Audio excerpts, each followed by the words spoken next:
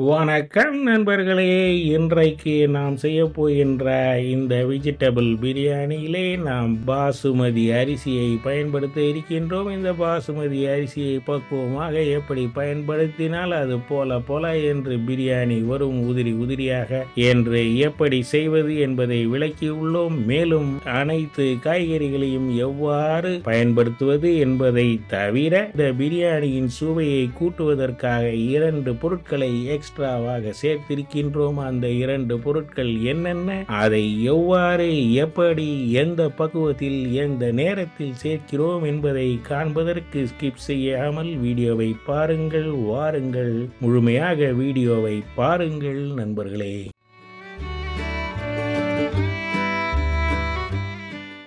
நேயர்கள் அனைவருக்கும் வணக்கம். Welcome to Lal pumpkin channel 1 2 3 once again. நான் இன்னைக்கு வெஜிடபிள் பிரியாணி பண்ண போறேன். அதையும் என் ஸ்டைல்ல பண்றேன். நல்ல சுவையான முறையில, எளிமையான முறையில, ஈஸியா பண்ற மாதிரி நான் சொல்லி கொடுக்குறேன். எப்படி பண்ணலான்றத நான் சொல்றேன் உங்களுக்கு. தொடர்ந்து நான் என்னோட வீடியோலாம் நீங்க பார்த்து நல்ல கமெண்ட்ஸ் எல்லாம் சொல்லியிருக்கீங்க, லைக் கொடுத்துருக்கீங்க, ஷேர் பண்ணியிருக்கீங்க. உங்களுக்கு எல்லாருக்கும் ஒன்ஸ் அகெயின் என்னுடைய மனமார்ந்த நன்றியை தெரிவித்து கொள்கிறேன். இன்றைக்கி நம்ம பண்ணுற வெஜிடபிள் பிரியாணியை எப்படி பண்ணலான்னு பார்க்கலாம். இது நான் பாஸ்மதி ரைஸ் தான் யூஸ் பண்ணி பண்ணுறேன்.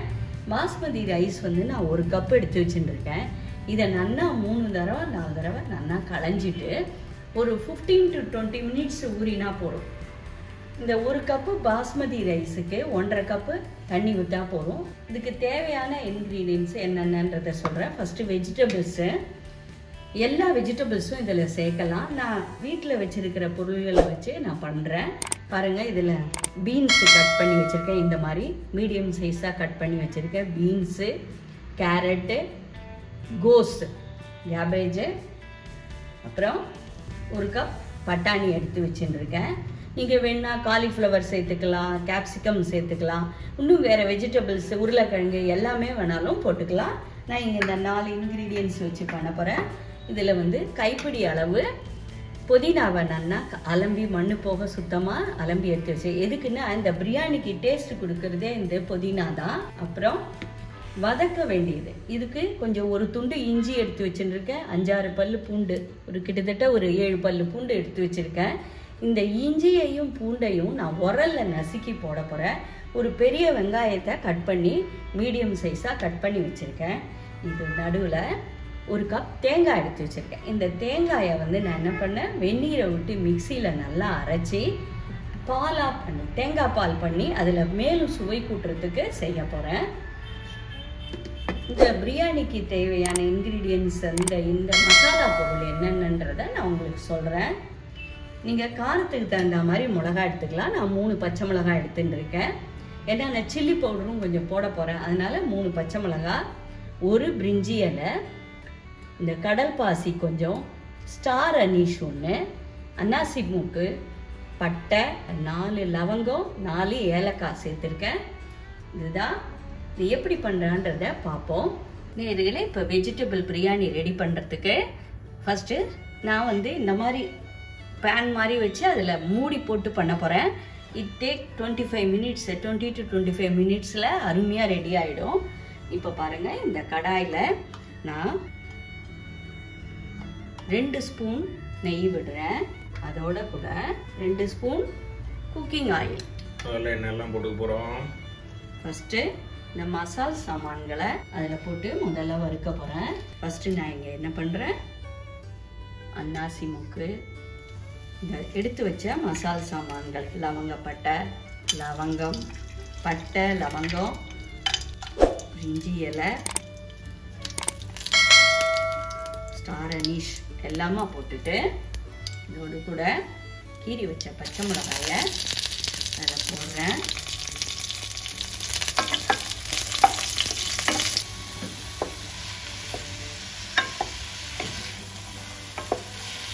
இந்த காயெல்லாம் வதக்கிட்டு சாப்பிட்டாலே ரொம்ப சத்தாக இருக்கும் போல.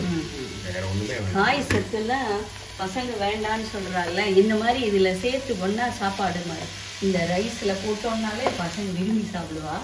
ஆல்ரெடி பச்சை மிளகாய் நான் போட்டதுனால இது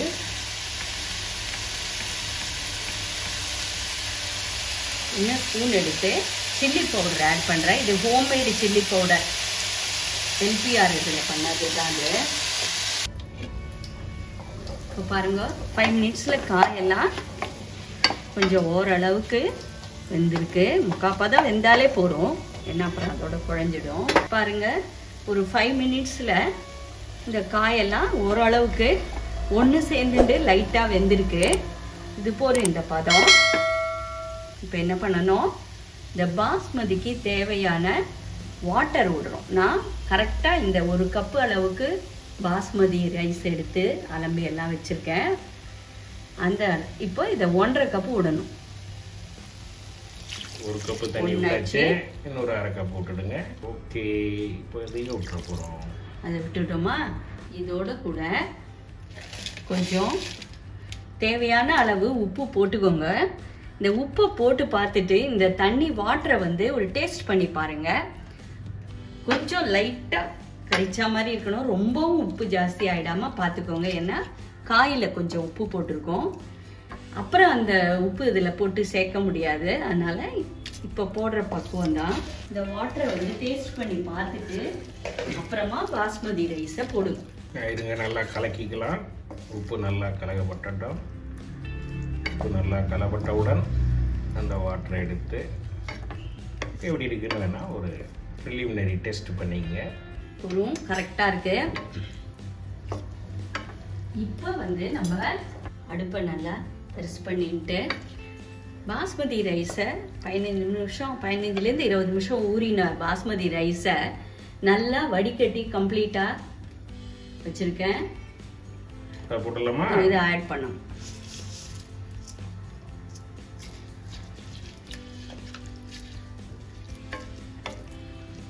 கலந்துட்டு மூடி போட்டு ஒரு 20 மினிட்ஸ் to 25 மினிட்ஸ் வச்சுருங்க, ரெடி ஆகிடும். இதை நல்லா கலந்துக்கலாம். பாருங்கள், எல்லாம் ஒன்று சேர கலந்துக்கலாம். ஒரு சிறிய சைஸ் லெமன், பெருசாக இருந்ததுன்னா 1/2 மூடி வச்சுக்கோங்க.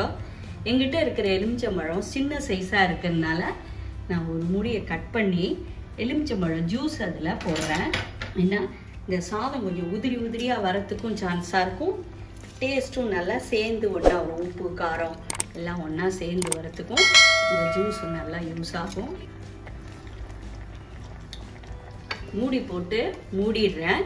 அந்த ஜூஸையும் நல்லா எல்லாத்தையும் யூனிஃபார்மாக கலக்கி விட்டுடலாம். இப்போ முடியலாமா? மூடிடலாம். சரி, மூடி வச்சாச்சு. மூடி வச்சாச்சு. ஒரு 20 மினிட்ஸ் கழிச்சு பார்ப்போம். இப்போ பாருங்கள், முடியை திறந்தாச்சு. ஓரளவு நல்லா வெந்துருச்சு. ஆனால் அப்பப்போ கொஞ்சம் அடி பிடிக்காமல் இருக்கிறதுக்காக கொஞ்சம் கொஞ்சம் கிளறி விட்டுட்டு நீங்கள் மூடினீங்கன்னா சௌரியமாக இருக்கும். ஓரளவு இப்போ வெந்துடுத்து, இன்னும் கொஞ்சம் நேரம் வேகணும். நல்லா கிளறி விட்டுங்க அப்பப்போ. இப்போ திருப்பி மூடிக்கலாம்.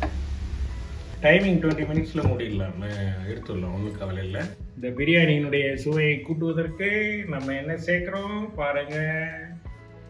பிரெட் கிரான்ச்சஸ், பிரெட்ஸ் கட் பண்ணி நல்லா ஃப்ரை பண்ணி அதில் சேர்க்க போகிறோம். அருமையாக சேர்த்தாச்சு. அடுத்தது என்ன சேர்க்க போகிறோம்? அதோட 2 ஸ்பூன் நல்லா நெய்யை விட்டு முந்திரி பருப்பையும் வறுத்து இதில் அப்படியே போடுறோம். அவ்வளோதான் நேயர்களே, அருமையான வெஜிடபிள் பிரியாணி ரெடி ஆயிடுது. வாங்க சாப்பிடலாம். இதை நீங்கள் இதே மாதிரி மெத்தடில் செஞ்சு பார்த்துட்டு உங்கள் கருத்துக்களை என்கிட்ட பரிமாறிக்கோங்க. இதுக்கு நான் வந்து ரொம்ப பிரமாதமாக இருக்கும். சைட் டிஷ்ஷாக நான் என்ன பண்ணிட்டேன்னா, இதோட வடை நல்லா தொட்டுக்கிறதுக்கு நம்ம செஞ்சுருக்கோம். சைட் டிஷ் ரைத்தா கூட சேர்த்து சாப்பிடலாம். ரைத்தா, தயிர் பச்சடி, வெங்காய ரைத்தா அல்லது பூந்தி ரைத்தா செஞ்சுக்கலாம். இதோட நான் இந்த மெத்தடில் இன்னைக்கு பண்ணியிருக்கேன். இது நீங்கள் குக்கரில் கூட வச்சு பண்ணலாம். அதுக்கு தகுந்த மாதிரி விசில் விட்டு பார்த்து எடுத்துக்கணும். அதுதான் நேயர்களே. நன்றி, வணக்கம். தொடர்ந்து என்னோட வீடியோவை பார்த்துன்னு வாங்க. இந்த மாதிரி நிறைய புது ஐட்டம்ஸ் இதெல்லாம் செஞ்சு உங்களுக்கு காட்டுறேன். நன்றி, வணக்கம்.